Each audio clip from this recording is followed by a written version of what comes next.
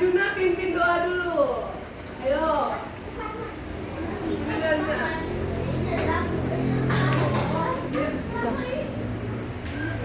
Teman-teman, mari kita berdoa.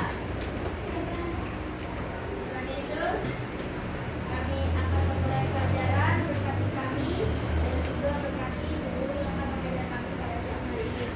Semoga pelajaran kami pada siang hari ini lancar dan membawa Injil dalam nama Yesus kami berdoa dan amin. Amin. Oke, terima kasih Arjuna. Apakah ada di luar? Mari doa kami. Tutup dulu ya pintunya biar fokus belajar. Oke. Anak-anak, hari ini kita belajar bahasa Indonesia mengenai gagasan atau ide pokok. Ada yang pernah dengar nggak gagasan atau ide pokok? Nah, Kenapa itu? ini dari anak-anak dari satu kita Ya, ide pokok itu adalah idenya, gagasannya, yang pokok. pokoknya yang utama. Misalnya kalau kita membaca satu paragraf, contohnya ibu baca pawai budaya. Pawai budaya sangat menarik bagi warga kampung Babakan. Pawai ini selalu menampilkan keragaman budaya Indonesia. Udin dan teman-temannya tidak pernah bosan menanti rombongan pawai lewat. Tahun ini mereka datang ke alun-alun untuk melihat pawai tersebut. Kakek Udin terlihat sabar menanti, mendengar suara gendang yang menandakan rombongan pawai semakin dekat.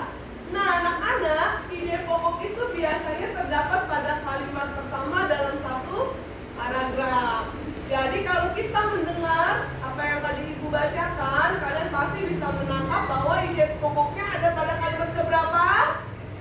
Pertama, pawai budaya sangat menarik bagi warga kampung Babakan. Karena menarik, maka warga kampung Babakan pergi untuk menonton pawai budaya. Itulah dinamakan ide pokok. Coba kalian akan ibu kasih kertas. Coba dicari ide pokok paragraf kedua, ketiga sampai kelima.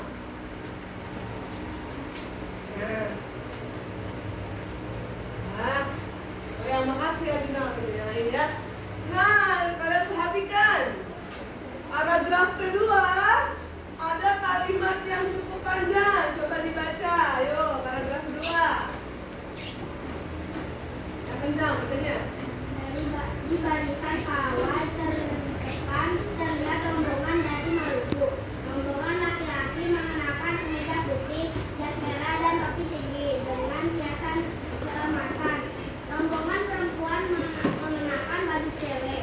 Baju ini terdiri dari atasan putih berlengan panjang serta rok lebar merah.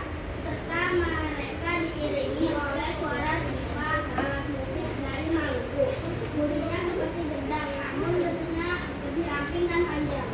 Oke, paragraf kedua, ide pokoknya pada kalimat keberapa? Pada kalimat akhir atau pertama atau di tengah-tengah?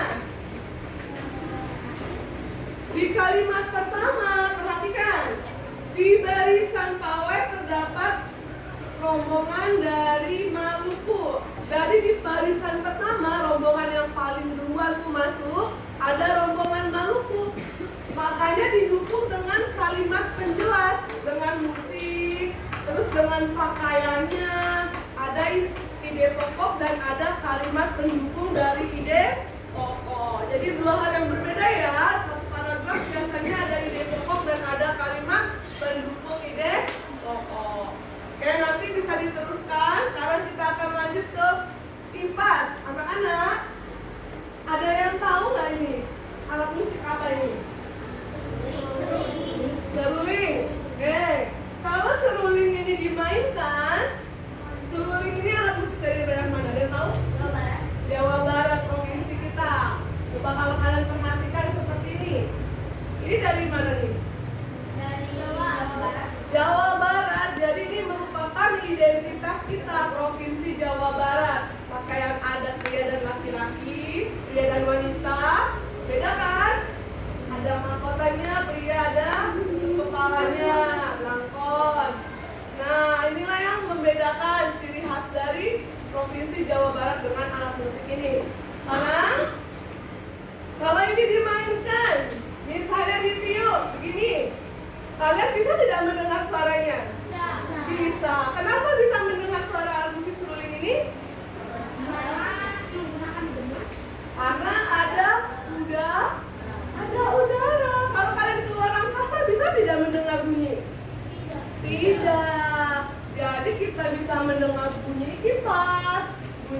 AC itu karena ada udara itulah yang mengantarkan bunyi dan ditangkap oleh gendang telinga kita. Jadi kita tahu, oh ini suara seruling, oh ini suara angin.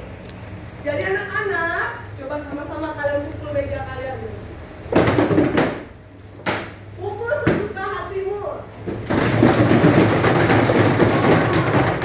Coba pukul 1 kali saja. Nah, mana yang terdengar lebih indah? Pukul sesuka hati atau sekali? Sekali. Makanya dalam negara kita ada berbagai macam suku bangsa. Ada bangsa Jawa, bangsa Batak, bangsa Padang, Palembang, banyak suku kita.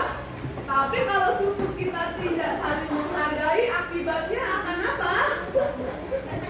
Pecah-pecah, perselisihan, konflik. Tapi kalau bersatu, apa yang akan tercipta?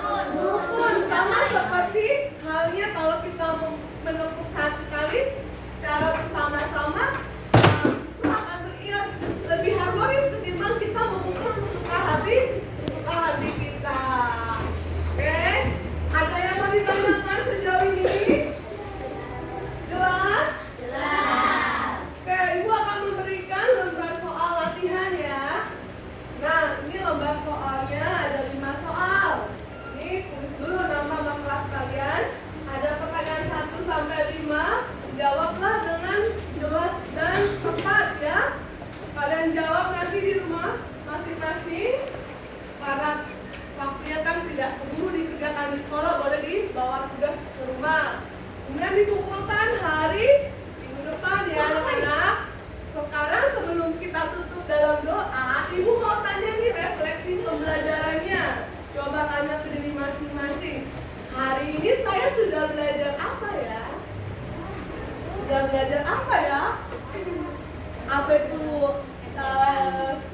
Apa aja Dimas yang sudah kamu pelajari?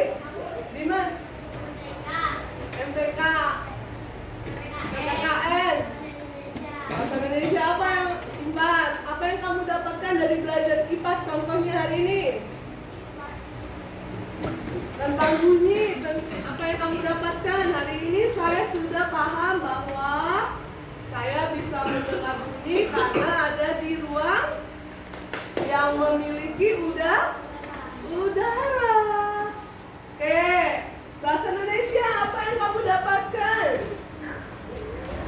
Siapa namanya? Asa. Apa itu? Ide pokok dan gagas yang mendukung.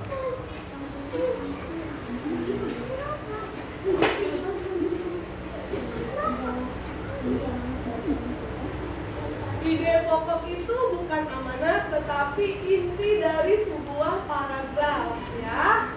Kemudian inti itulah yang didukung dengan kalimat yang lain. Misalnya Marcel pergi ke sekolah hari ini. Titik. Marcel menggunakan seragam olahraga.